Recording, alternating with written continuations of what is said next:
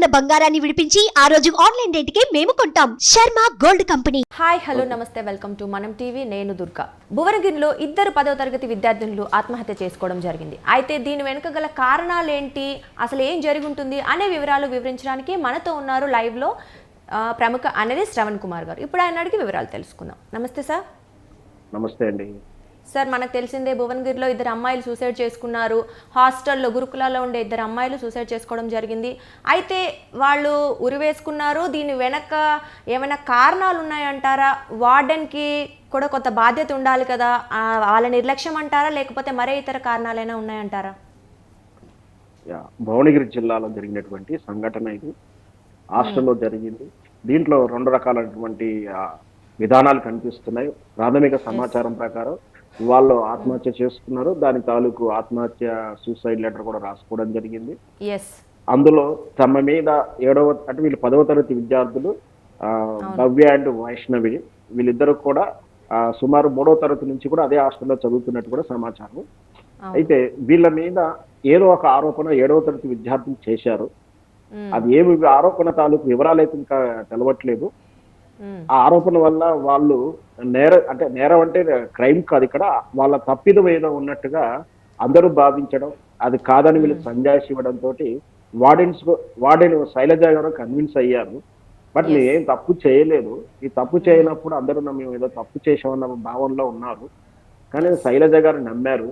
అయితే ఈ విషయాన్ని ఏదైతే హాస్టల్లో జరిగిన తాలూకు విషయాన్ని ఏదైతే ఉందో, ఈ అమ్మాయిల మీద ఆరోపణలు రావడం కానీ రకరకాల, అది ఏంటి ఆరోపణ ఇంకా క్లారిటీ లేదు. కానీ ఈ ఇన్సిడెంట్ తాలూకు వివరాలని శైలజ గారు ఆ రెస్పాన్సిబిలిటీగా వాళ్ళ పేరెంట్స్ కూడా నోట్ చేయడం జరిగింది. మీ అమ్మాయిలకు ఈ విధంగా జరిగింది, మేము కన్విన్స్ చేశామనేది చెప్పారు. సహజంగా ఇది బాధ్యతగా చేసిన చర్యగా చూడవచ్చు. అయితే ఈ విషయాన్ని పేరెంట్స్ మళ్ళీ పిల్లలతో డిస్కస్ చేయడంతో వాళ్ళు మా తల్లిదండ్రులకు కూడా విషయం తెలిసిపోయింది అని ఒక ఆత్మనిర్భర్ ఇంకెక్కువ వెళ్ళిపోయారు. ఎప్పుడైతే ఈ విషయాన్ని తల్లిదండ్రులు ప్రస్తావించారో, వీళ్ళు తప్పు చేయకుండా అందరూ మా మీద తప్పు అనుకుంటున్నారు అని ఒక రాంగ్ కన్సర్న్కి వెళ్ళిపోయి కన్విన్స్ అయినా కూడా, అంటే శైలజ మేడం గారు కన్విన్స్ అయినా కూడా, వార్డెన్ గారు కన్విన్స్ అయినా కూడా మిగతా వాళ్ళు ఎవరు నమ్మలేదు, తల్లిదండ్రులకు తెలిసిపోయింది అని ఒక ఆత్మనిర్భర్కి వెళ్ళిపోయి ఒక తొందరపాటు చర్య తీసుకున్నారు. దానికి వాళ్ళిద్దరు కూడా ఎవరు లేని సమయంలో అందరూ ట్యూషన్కి వెళ్ళే సమయంలో మేము రామని చెప్పడం, ఈ రామణ అని చెప్పడంగానే ట్యూషన్ టీచర్ కూడా వెంటనే వెళ్ళి మనకి తీసుకురాకపోవడం, అంటే ఆ లోపుకే సంఘటన జరిగిపోయింది. వాళ్ళని తీసుకెళ్లి హాస్పిటల్కి తీసుకుని ఆల్రెడీ మృతి చెందారని చెప్పడం, అక్కడ సూసైడ్ లెటర్ దొరకడం, ఇదే మ్యాటర్ అంతా కూడా అక్కడ ఉండడం అనేది జరిగింది. ఇక్కడ ఈ కోణంలో ఆత్మన్యూన్యత, కౌన్సిలింగ్ లేకపోవడం అనేది ఒకటి మనం చర్చించవచ్చు. ఇంకా రెండో అంశం ఏంటంటే, ఇక్కడ ఆ ఇంటి మీద గాయాలు ఉన్నాయి, ఈ ఆటో అతను వస్తూ పోతుంటాడు అనే ఒక ఆరోపణ కూడా వీళ్ళు అనుమానం సస్పెక్ట్ చేస్తున్నారు. వార్డెన్ మీద కూడా వీళ్ళు సస్పెక్ట్ చేయడంతో ఇప్పుడు ప్రాథమిక సమాచారం ప్రకారం ఎట్లాగో కేసు అవుతుంది. కాబట్టి ఆ శైలజ మేడం గారిని అండ్ వార్డెన్ సిబ్బందిని కూడా విచారిస్తున్నట్టుగా తెలుస్తుంది. అయితే ఇక్కడ రెండు కోణాల నుంచి ఏ కోణం కరెక్ట్ అనేది ఇప్పటికే మనం చెప్పలేము.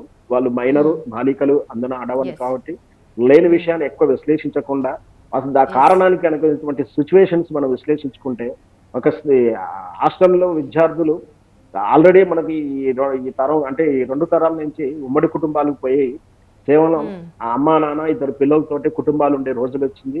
అయితే మరి ఇంకా ఈ 5 years నుంచి ఏంటంటే తల్లిదండ్రులు మాత్రం ఇంట్లో ఉంటారు, పిల్లలంతా కూడా హాస్టల్లో ఉంటున్నారు. అది పేదవాడు ధనవంతుడు అందరూ కూడా ఇదే విధానం అవుతుంది. బాగా సంపన్న కుటుంబాల వాళ్ళేమో పెద్ద ఇంటర్నేషనల్ స్కూల్ లేదా ఇంకా చాలా కాలేజీలు ఉన్నాయి, మనకు తెలిసిన విషయం. విద్యా సంస్థలు కూడా చిన్న అంటే LKG నుంచి కూడా హాస్టల్ ఓరియంటెడ్ విద్యను పంపిస్తున్నారు. ఈ పేదవాళ్ళు అయితేనేమో ఇలాంటి వర్కింగ్ హాస్టల్స్ లో పంపిస్తున్నారు, ఈ మన గురుకులాలలో పంపిస్తున్నారు, ప్రభుత్వ గురుకుల హాస్టల్స్ లో పంపిస్తున్నారు. అంటే మొత్తం మీద పిల్లలు పెరగాల్సిన, అంటే మెదడు వికాసిస్తున్నప్పుడు కానీ, ఆలోచన తత్వం పెరుగుతున్న వయసులో తల్లిదండ్రులతో స్పెండ్ చేయడం కానీ, పెద్దవాళ్ళతో స్పెండ్ చేయడం కానీ, అనుభవాలని పర్యవేక్షణంగా చూసిన అనుభవాలు, అంటే మనం ఇంట్లో ఉన్నప్పుడు మనకు జరుగుతున్న అనుభవాలు ఉంటాయి. ఒకరోజు 100 రూపాయలు ఉంటే ఎంత ఆనందపడుతున్నాం, అదే ఒక రోజు కూరగాయలు లేకపోతే ఏ ఇబ్బంది పడుతుంటాము, నైబర్హుడ్ లో ఉండే సమస్యలు ఇవన్నీ కూడా తెలుస్తుంటాయి. వాళ్ళకు తెలుస్తున్నప్పుడు ఆలోచన శక్తి పెరుగుతుంది. ఈ సమస్య వచ్చినప్పుడు ఇలా ఎదుర్కోవాలి, మన తల్లిదండ్రుల నుంచి నేర్చుకుంటాం, నైబర్ నుంచి నేర్చుకుంటాం. అంటే వాళ్ళు నైబర్హుడ్ లో కానీ పేరెంట్స్ తో కానీ స్పెండ్ చేసే టైం తగ్గిపోయి హాస్టల్లో ఆ విద్యా పుస్తకాలు, హోంవర్క్లు, లెసన్స్, టార్గెట్లు మార్కులు ర్యాంకులకే పరిమితం అయిపోయి వాళ్ళ ఆలోచన అంతకన్నా ఎక్కువ ఆలోచించకుండా చిన్న ఆరోపణ వచ్చినా గానీ చిన్న ప్రాబ్లం వచ్చినా గానీ ఒక మార్కు ఎక్కువ మనకన్నా పక్క వాళ్ళకు వచ్చినా ఒక మార్కు మనకు తక్కువ వచ్చినా లేదా ఎప్పుడు వచ్చే మార్కు రానప్పుడు లేదా అందరికన్నా ఎక్కువ మార్కులు తెచ్చుకోవాలని ఫోర్స్ ఉన్నప్పుడు ఇట్లా రకరకాల కారణాలు ఏవైనా సరే వాళ్ళ ఆత్మన్యూనతకి వెళ్ళిపోయి టాస్క్ ఫిల్ చేయలేమో మనం ఎందుకు పనికిరావేమో మనం ఇట్లా ఎందుకు పనికిరానప్పుడు ఎందుకు ఈ జీవితం అనే ఆలోచనలోకి వెళ్ళిపోతున్నారు. ఇట్లాంటి సమస్య వచ్చినప్పుడు ఇలాంటి ఆలోచన వచ్చినప్పుడు ఒకరితో పంచుకోవడానికి నైబర్హుడ్ లేకపోవడం, పలకరించే వాళ్ళు లేకపోవడం, మనం ఆ ప్రాబ్లం పేరెంట్స్ చెప్పుకొని పరిష్కరించుకోవాలన్న ఆలోచన వాళ్ళకి రాపించుకోవడం అనేది పర్యవేక్షణ లోపం, పేరెంట్స్ లోపం, విద్యా వ్యవస్థ లోపం. Yes sir. అయితే మనం ఇంతకుముందు చూసుకున్నట్లయితే గురుకులాల్లో ఇలాంటి సంఘటనలు ఇంతకుముందు జరగడం అంటే చాలా చూసాం మనం. అంటే విద్యార్థులు అమ్మాయిలు ఎవరైతే ఉన్నారో వాళ్ళ మీద వేధింపులు గురి చేయడం వల్ల వాళ్ళు ఎవరికి చెప్పుకోలేక చనిపోవడం కూడా చాలా సంఘటనలు జరిగాయి ఇంతకుముందు. అయితే అలాంటి కారణాలు ఏమైనా ఉన్నాయంటారా? అంటే ఓన్లీ వీళ్ళు ఆ ప్రెషర్ తట్టుకోలేకనో లేకపోతే ఏదో పిల్లల మధ్య గొడవలు అవ్వడం వల్లనే కేవలం సూసైడ్ అయితే చేసుకోను, అంత చిన్న విషయానికి సూసైడ్ చేసుకునే అంత సాహసం చేసుంటారంటారా? లేదా వెనక ఇంకేమైనా కారణాలు అయితే ఏంటి, లేకపోతే వాళ్ళు ఎవరైతే యాజమాన్యం ఉందో వాళ్ళు సరిగా కొంచెం నిర్లక్ష్యం వల్ల జరిగి ఉంటుందంటారా? ముఖ్యంగా ఫస్ట్ ఇలాంటి హాస్టల్లో కానీ ఇట్లాంటి విద్యార్థుల్లో జరిగే ఆత్మహత్యలో ప్రాథమిక కారణం ఏంటంటే ఈ చదువుల ఒత్తిడి, అంటే మార్కులు తెచ్చుకోలేము, తక్కువ వచ్చేది చదువు కాదనేది ఒకటి. రెండవది కారణం ఏంటంటే ఇట్లా నైబర్హుడ్ గా ఉన్నప్పుడు రూములలో బుక్స్ పోవడం కానీ, ఫోన్ పోవడం కానీ, ఏదైనా సబ్బు పోవడం కానీ జరిగినప్పుడు ఎవరో దొంగలిస్తారు లేదా మిస్అపీరియన్స్ అవుతాయి. కానీ ఆ సర్కమస్టెన్స్లో ఉన్న వాళ్ళ మీద, ఆ రూమ్ లో ఉన్న వాళ్ళ మీద ఆరోపణలు వస్తాయి. నువ్వే దొంగతనం చేసావని, 10 రూపాయలు 20 రూపాయలే దొంగతనం చేసావని ఆరోపణలు కూడా వస్తుంటాయి. ఇలాంటి సమయంలో వాళ్ళు చాలా ఆత్మన్యూన్యతకి వెళ్ళిపడుతుంది. మేము దొంగలమా, ఎందుకు ఆ పరిస్థితులు మమ్మల్ని అంటే అక్కడ సర్కమస్టెన్స్ అలా కనిపిస్తున్నప్పుడు వాళ్ళనే దొంగలుగా చూడాల్సి వస్తుంటుంది. అట్లాంటి సమయంలో వాళ్ళు కొంచెం ఇబ్బంది పడుతున్నారు, ఆత్మన్యూనతకి వెళ్ళిపోతారు. ఇంకా మూడవ కారణం మీరు చెప్పినట్టు ఈ పిల్లలు ఈ వయసులో అంటే ఈ హాస్టల్లో కానీ చెప్పేది ఇప్పుడు జరిగిన సంఘటనకి ఏ తాలూకు కాదు, ఓవరాల్ గా చెప్పే విషయం ఏంటంటే వాళ్ళకు ఈ ఈ సినిమాల ప్రభావం కావచ్చు లేదా నైబర్ గా పక్క నుంచి చూస్తున్నటువంటి ఈ కమ్యూనికేషన్ వ్యవస్థలో ఈ మీరు అన్నట్టు వేధింపులకు గురి కావడం కానీ లేదా ఫ్రెండ్షిప్ల వల్ల కానీ, ఫ్రెండ్షిప్ లేకపోతే మనం కూడా ఏం పనికిరాలోనని అనుకుంటారేమో, మనకు ఒక ఫ్రెండ్షిప్ ఉండాలని వెళ్ళడం, దాని ద్వారా కొన్ని వేధింపులకు గురి కావడం కానీ, కొన్ని రిలేషన్స్ కు ఇంట్రెస్ట్ చూపడం కానీ, దాంట్లో వచ్చేటువంటి ప్రాబ్లమ్స్ వల్ల కూడా కొంతవరకు ఇట్లాంటి సంఘటనలు జరుగుతూ ఉంటాయి కొన్ని సందర్భాల్లో మాత్రం. ఇది కానీ దీనికి ఇక్కడ ఏం సరిపోల్చలేము ఈ సంఘటనతోటి. మొత్తం మీద అలా సమస్య వచ్చినప్పుడు చెప్పుకోవాల్సినటువంటి ఆలోచన వాళ్ళకి రాకుండానే వాళ్ళలోనే సంఘర్షణకు లోనైపోయి తొందరపాటు నిర్ణయాలు తీసుకొని కన్న తల్లిదండ్రులను కానీ ఇట్లాంటి వాళ్ళని ఇబ్బంది పెట్టడం జరుగుతుంది. ముఖ్యంగా పిల్లలని రోజుకు కాకుండా వచ్చినప్పుడు హాలిడేస్కి వచ్చినప్పుడు కూడా ఒక్క డే కూడా స్పెండ్ చేయలేనటువంటి తల్లిదండ్రులు అది మంచి గుణపాఠం ఇది. ఎందుకంటే వాళ్ళు కనీసం ఒక 1 hour అయినా వాళ్ళతో స్పెండ్ చేసి వాళ్ళ ప్రాబ్లమ్స్ ఏంటి, ఏం మాట్లాడుతున్నారు, వాళ్ళని ఎలా పరిష్కారం వైపు ఆలోచింపజేయాలన్న ఆలోచన ధోరణి లేదు. ముఖ్యంగా ఈ విద్యా వ్యవస్థలో కూడా ఇట్లాంటి లెసన్స్ లేవు.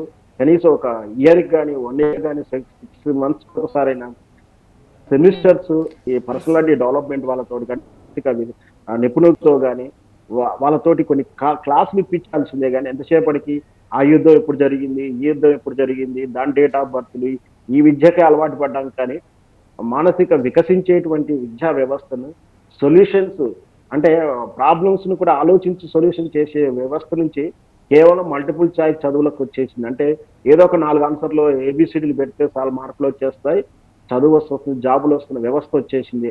అలా కాకుండా సొంతంగా పరిష్కారం చేసి సొల్యూషన్స్ ఇచ్చే ఆలోచన శక్తి పెట్టే విద్యా వ్యవస్థ ఉండాలి. ఇట్లంతా కూడా చాలా మార్పులు రావాల్సిన అంశాలు చాలా ఉన్నాయి.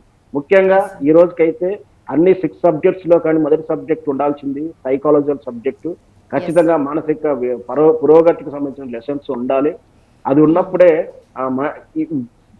ప్రాయంలో అంటే స్కూల్ వ్యవస్థలో అంటే 8th 10th వ్యవస్థలోనే మన మెదడుకు వస్తా కానీ శారీరక మార్పులు కానీ వస్తుంటుంది. కనీసం ఆ 8th 9th 10th స్టాండర్డ్ అయితే ఆ లెసన్స్ ఉండాలని నా వ్యక్తిగత అభిప్రాయం. మొత్తానికైతే ఈ విషయంపై చాలా అనుమానాలు అయితే వ్యక్తం చేయడం జరుగుతుంది, విచారణ అయితే పోలీసులు చేయడం జరుగుతుంది. అయితే ఏది ఏమైనా ఇలాంటి సంఘటనలు జరగకూడదు, ఏదేమైనా చాలా బాధాకరమైనప్పటికీ తొందరగా విచారణ జరిపి ఏదైనా విషయం అనేది మనకి న్యాయం జరగాలని కోరుకుందాం sir. Thank you. Thank you.